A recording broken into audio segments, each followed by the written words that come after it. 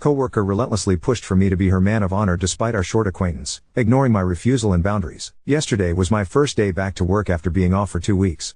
This is kinda important. One of my coworkers had gotten engaged the week before I left. When she announced at work, we all did the congratulations and happy for her type of things. I thought it was over. So when I left for vacation, the last I knew, no plans had yet been made. Then yesterday when I went back to work, my boss Kim and best friend Laura said that coworker Claire was looking for me. I asked what was up and they weren't sure, but she was carrying a little gift bag. A few minutes later Claire found me and asked how my vacation was. I was telling them about it and she cut me off and said she had a very important question to ask. She handed a little gift bag and asked if I would be her best man of honor for her wedding. I thanked her and told her that typically this would traditionally go to a close female relationship. She responded that there was nothing traditional about her wedding, so it was good.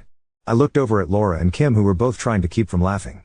I again thanked her, congratulated her and told her that I wasn't interested in being part of her wedding party and that I would be happier being a guest in the audience. I swear when I said this, it was when we watched her entire demeanor changed and a switch flipped. She went off saying that I have to be in her wedding and that she doesn't understand why I would say no. I told her that we only knew each other for a short time and that I had no interest in trying to plan parties, dinners, and shopping trips. She told me I needed to think about it and she would get back to me later. I told her go for it, but my answer will be the same. She walked away and I looked at Kim and Laura and asked what the ever-loving fresh creepy hell was that? Kim started to laugh and said she didn't know. But saying no like I did might have saved me a lot of headaches in the future. Laura made the comment that she went straight to Bridezilla and this was a look into what she was going to be like. Claire came back today, however she went with a different approach and handed me a list of what she wants me to do in her vision of how she sees things. I asked her why she gave me this and she said that as her man of honor these were my responsibilities. I told her again that I was not going to do any of this. She started again that she needs me to do this and how much fun it was going to be. Then she asked, haven't you ever wanted to be part of something special? I told her I was. I was a nurse. Enter Kim, who could sense that I needed help and told Claire one of her patients needed her help. I told Kim that if this keeps up I might need her help. She said she was already watching it and would intervene if I needed it. What did I miss? We aren't that close. She just transferred down to my unit from a different unit 6 months ago. I had no idea who she was until that point. Laura is saying that she is close in age to me and she might feel that to be enough of a connection. Did I miss something? When we are asked, are we supposed to automatically gush and jump up and down in excitement? Why is saying no a bad thing? Update 1. Hey everyone. First, I apologize. I never thought this was going to go as crazy as it did. I want all of you to know I read all of your responses and responded to as many as I was able to. Thank you all for your amazing insights and comments. Many that made me laugh. Which I needed. I have been sick and that really helped to cheer me up. I had to meet with my lawyer today regarding family issues. Editor's note: Oop goes into detail about those issues in other posts on his profile, but they weren't relevant here so I didn't include them. My neighbor / best friend / coworker Laura took me. I really felt awful and driving wasn't a good idea. We were talking about this on the way and we both were asking a lot of the same questions that all you were asking. The big one was that we were asking about the circumstances of her transfer. She went from med-surg 4 watts to the ER. That is a huge change. I have to work tomorrow so we will see what happens. But Laura and I are going to ask Kim about the transfer and raise a couple of other concerns. After I got home from the meeting with my lawyer I slept for the rest of the day. Many of you asked about if Claire and I hang out outside of work. The answer is no. I really don't know anything about her. I have helped her a few times with patients and different things, but our relationship is 100% purely work related. That was why I was so surprised that she asked me to do this. That is why I was so surprised that she asked me about being the man of honor. I have a very small friend base and in all honesty I like to keep it that way. I really have no interest in being a part of this. I'm not a wedding person. After reading so many Bridezilla stories and hearing about over-the-top weddings, they have become a huge turn-off to me, spending tens of thousands to hundreds of thousands of dollars with insane unrealistic demands that turn people against each other. Why? I would rather use that money and spend that time planning my next trip or vacation. Many people said that I was being used as a token or prop in a wedding. Or a gay best friend. I never really thought about it. I admit that I'm out and proud. But I'm not going to just pretend to be someone's friend just so they can fulfill some kind of fetish they have for wanting to have a gay best friend or some kind of status she feels the need to fulfill. It takes me a lot to get offended, but if this were actually the case then I would really be rather offended. I was not put on the face of the earth to be someone's play toy. A lot of people have said that maybe she doesn't have a boyfriend. She does. She has brought him in before. If she has any insecurity I don't understand it. She is attractive, smart and nosy stuff. So I'm at a loss as to why she is acting like this. A lot of people say go to HR. I'm starting that process with my boss Kim. She is completely aware of the situation being with us when all this happened. She has told me that she is watching the situation and will jump in if I need her to. I trust her completely. While Kim and HR can control the situation from the hospital, they can't control the situation from a personal level if she were to maybe follow me home or a situation like that. So I think that covers it all. I wish I could say this is over. Update 2. I'll explain some background for you to understand this update. I was born into a family where I was referred to as an issue that needed to be dealt with. I lived in the shadows of my sister, who was the child my parents wanted. They wanted one child, which was a girl. That way dad had his daddy girl and mom had mommy little princess. Then I came along. Keep in mind that I'm 23, so back then my parents had options but chose to not use any of those options. So instead my parents raised my sister, and I was raised by a nanny who even to this day is one of the biggest influences in my life, and I am so grateful for her. She helped me with so much. I finally realized that all these years later, that by being referred to as an issue that needed to be dealt with, that they stripped me of my humanity and individuality and self-worth as a person. I think that's why I have worked so hard to establish myself in my career and in my life. As a way to become a person again and not just be that issue that needed to be dealt with. This past Thursday things came to a head with the bridezilla known as Claire, and the truth came out. My best friend Laura has been sticking close to me when we worked together if Claire was to start something. We weren't sure if she was going to leave it alone or start up again. I was really hoping that it was done.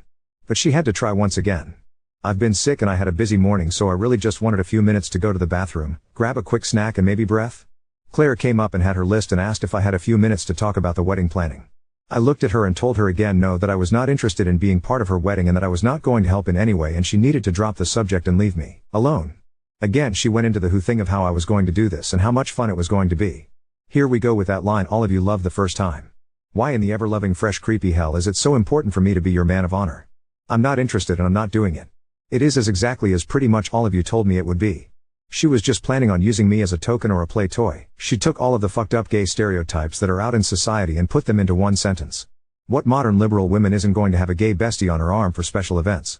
I felt everything in my stomach move and a wave of nausea come over me, and I felt like I couldn't get to the bathroom fast enough. This pissed Laura off to no end. Laura is really kinda like the overprotective sister that I wish I would have had, and took Claire off to visit our boss Kim and laid it all out. Everything that was said. While I wasn't in on that conversation, Laura and Kim filled me in on what was said. Kim came to check on me and I was still hiding in the bathroom. She knocked on the door and asked if she could come in. I asked her for a bottle of water first. While I was waiting I realized two things.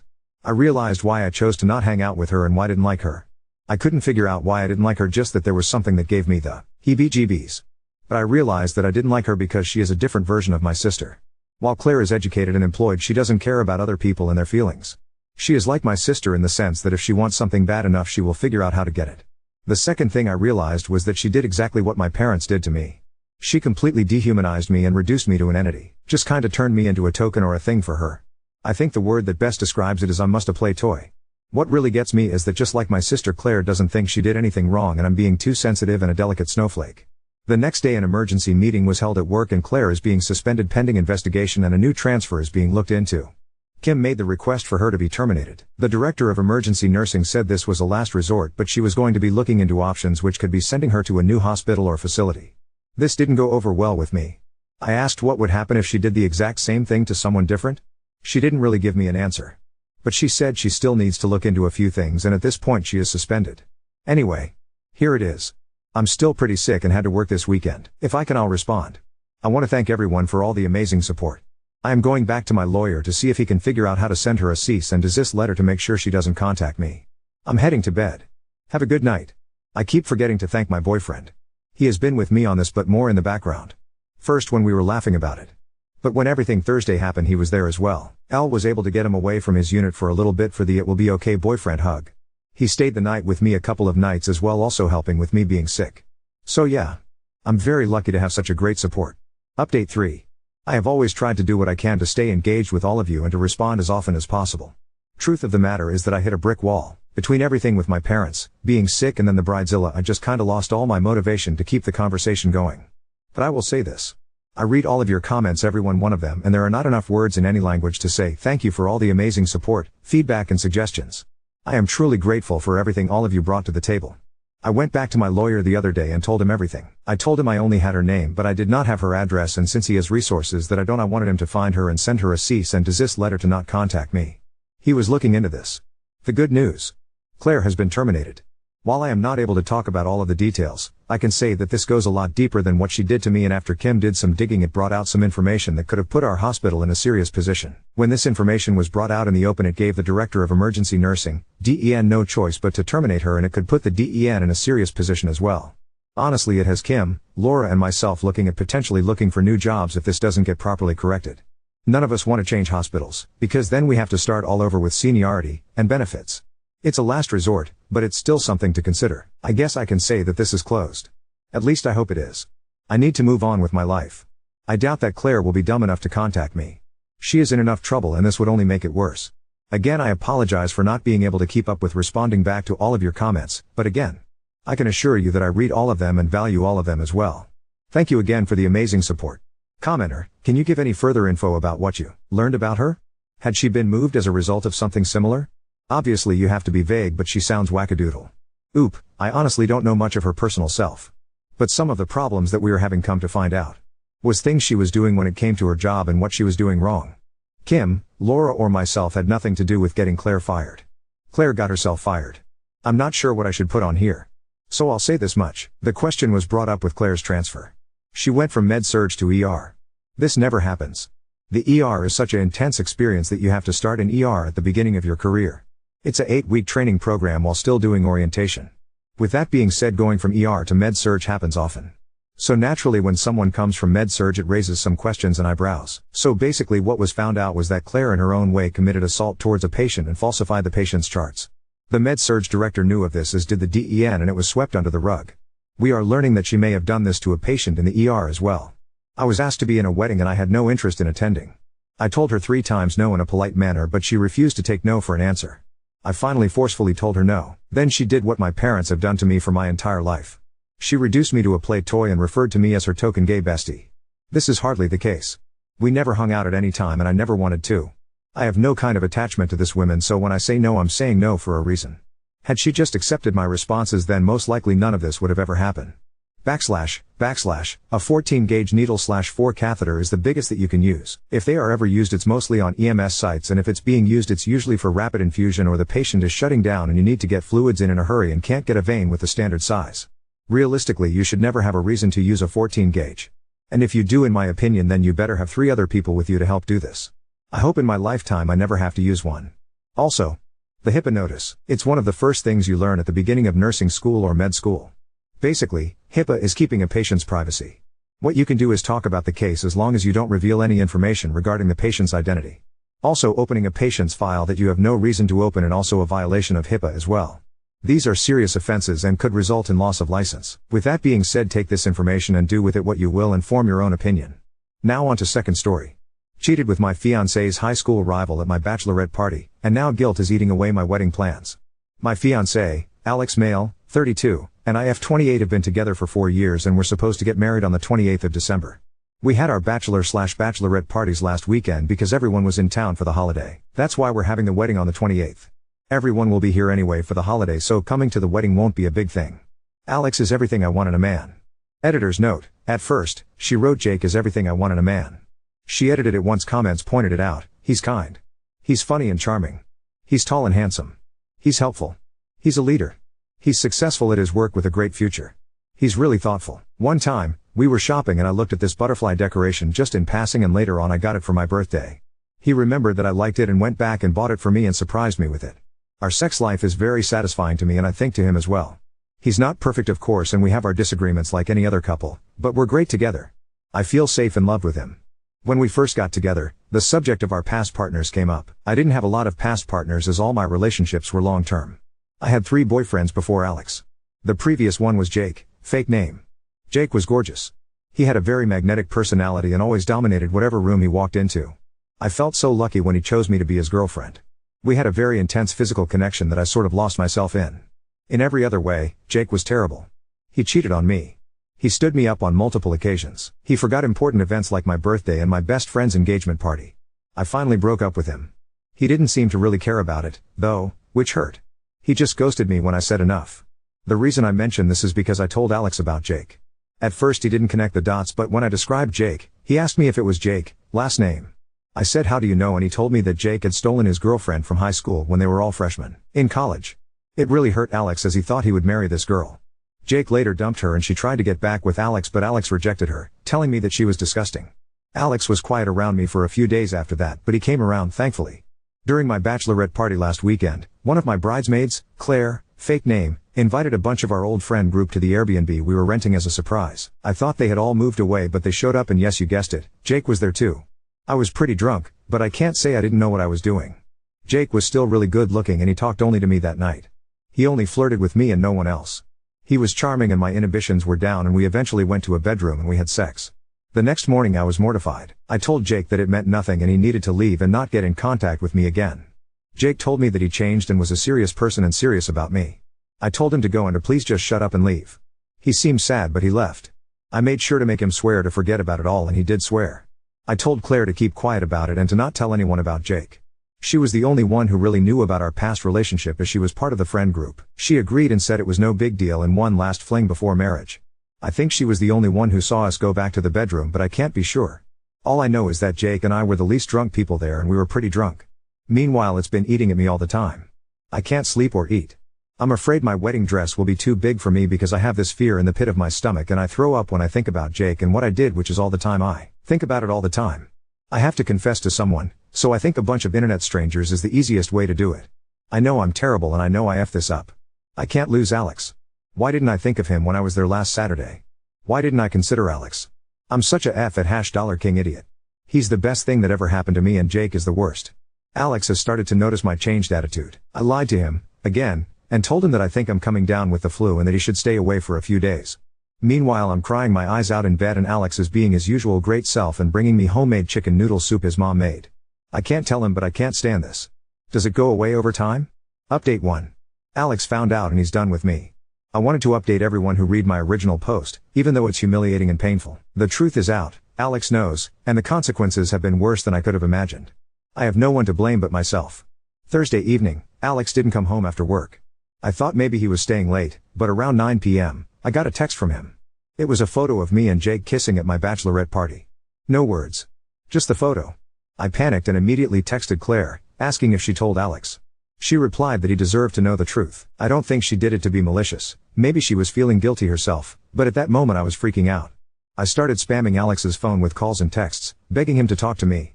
He left me on read. Then I logged onto social media and saw that Alex had posted that our wedding was cancelled because the woman I thought I was marrying turned out to be someone I didn't know. People started calling and messaging me, asking what was going on.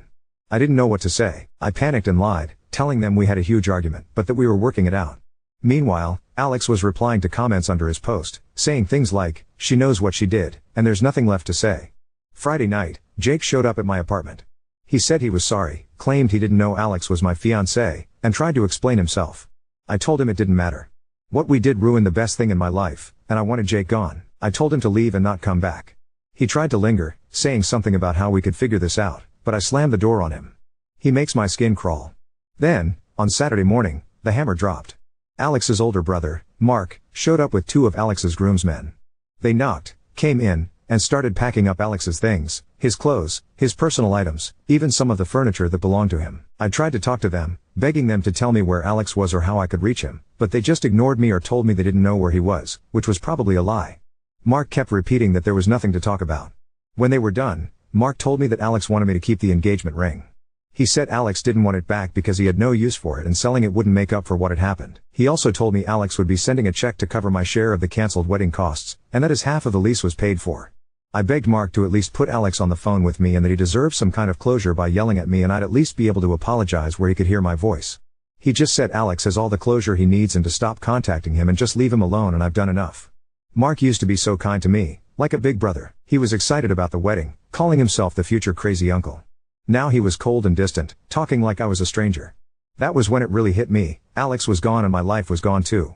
I can't afford to stay in the apartment. Alex paid the rent and utilities while I handled groceries, cooking, and chores.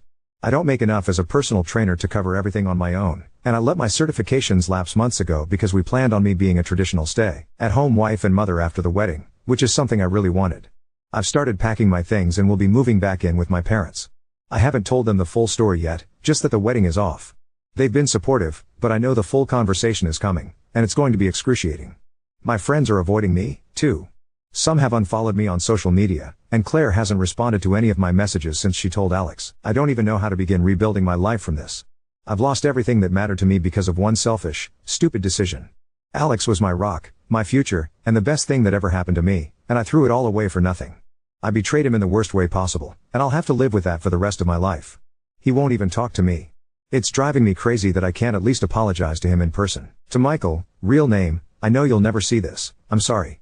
I know my apology means nothing, but I'll regret what I did for the rest of my life. You deserve so much better, and I failed you in every way that mattered. I know that when I'm old and gray, even if I find someone else, you'll always be in my heart. I love you to the moon and back, and I don't think I'll ever be able to love someone else the way I love you. There will always be some part of me that's always yours. Now, I have to figure out how to pick up the pieces. My life as I knew it is gone, and I have no one to blame but myself. Stop messaging me. I'm not reading them anyway. I've lost everything. There's no way you can make me feel worse than I already do. I'm barely hanging on to the will to live, here.